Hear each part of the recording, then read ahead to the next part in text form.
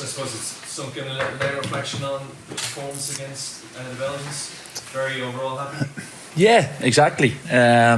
Look, we can talk about players playing, not playing and stuff, but the big thing for us was what we focused on beforehand, mainly ourselves. Obviously you touch on the opposition, but what we asked from the players, getting the biggest chances in the game, getting the best chances in the game, and our three main attackers obviously had probably our three best chances as well. So just obviously a little bit frustrating that we didn't get the goal. It was one of the most pleasing points for you as an ex-defender, a clean sheet. Yeah, look, that was, Dara, I'm sure will tell you, a bit of the focus from the start of the week was being compact, being solid, and obviously having that aggression and compactness high up the pitch as well. That when we were attacking, there's a few great images we were able to show the lads of how aggressive our last defender was, almost halfway inside their half at different stages in the game too. So yeah, we knew we were going to have to be compact in our own box, just outside our own box at different stages in the game too. But when we were attacking, we had that intent to go with speed and hurt Belgium, and we did at times. With a little bit more time, do you think you said to me that you were very pleased to see Chedosi's chance in the opening few minutes? It's something you've worked on. A little bit more time, do you feel that more of those sort of movements could be encouraged into this side? We saw the pressing from the front three as well, how well that worked, and that you can really mould this side into a winning team. Yeah, look, that's what we spoke about too, and not just with the players. I spoke to you beforehand about this group of players being so close to winning big games. And you create big chances like that normally the players will take, and then the confidence you get on the back of that gets you over the line in a big game. But the key foundation of that will be the clean sheet as well. And there is goals in this team. When you look at the players we have now, the players' form, maybe not heaven at the moment, but the likes of Aviva, Sammy Tronics, there is goals. You just need to try and bring that into, that's one of the final things. Yeah, exactly, and it will always be the case, whatever team or whatever team selected. And as I mentioned before, in terms of the squad, where the squad are in terms of at their clubs, the form that they're in, that will always be the case at international level. It's strange that you might have, or rare that you might have everyone coming in absolutely buzzing. There's always going to be one or two that are, as we mentioned before, banging form, or some needing a little bit of luck to go their way to get back scoring goals again. Dave? John, you seem to be very relaxed in this role since you've come into it. Has it been what you expected, and has anything in particular surprised you in the role? No, well, I wouldn't say surprised me as such. It's obviously you're working in football since I finished playing, in terms of planning and hoping that you get a chance to manage one day. That's what I've kind of always said. But obviously my idea from the start was to learn the ropes in terms of being assistants to different coaches, different managers, and hopefully then eventually to get the chance to lead a team myself.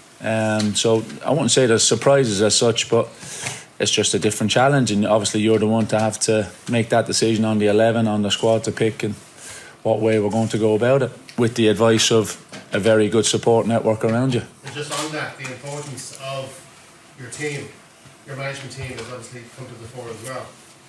Well, that's the key bit. That's the key. That's the idea.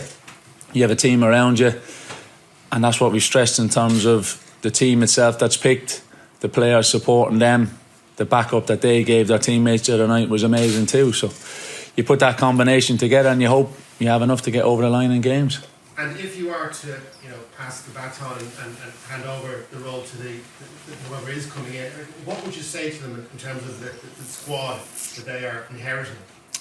Well, what I'd be just focusing on now is the last game against Switzerland for me, in terms of what my focus was on right from the start when this kind of process happened. 2 games, John, focus on that, get the best from the boys, bring this group together in terms of with the staff, getting the lads to know my staff as quickly as possible, and getting the kind of bond together quickly to go into 2 games where you're going to face challenges, but 2 games where you can be getting good results as well. Do you think that, finally for me, that international friendlies still serve a purpose? Because obviously there's less international friendlies now because of the Nations League. But do you still think there is a benefit to maybe club players or whatever in friendlies rather than competitive games? Yeah, well, look, that will always. It's the case for me. Was my remit was look, focus on these two games.